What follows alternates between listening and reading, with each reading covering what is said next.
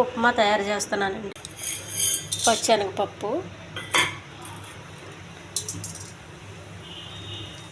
కొద్దిగా మినపప్పు, కొన్ని ఆవాలు, కొంచెం అల్లం అండి, కొద్ది కరివేపాకు, ఉల్లిపాయ, పచ్చిమిర్చి, టమాటా, అర గ్లాసు ఉప్మా రవ్వకి 4 గ్లాసులు నీళ్ళండి. 1 గ్లాసు వేసాను. కొద్దిగా ఉప్పు అండి.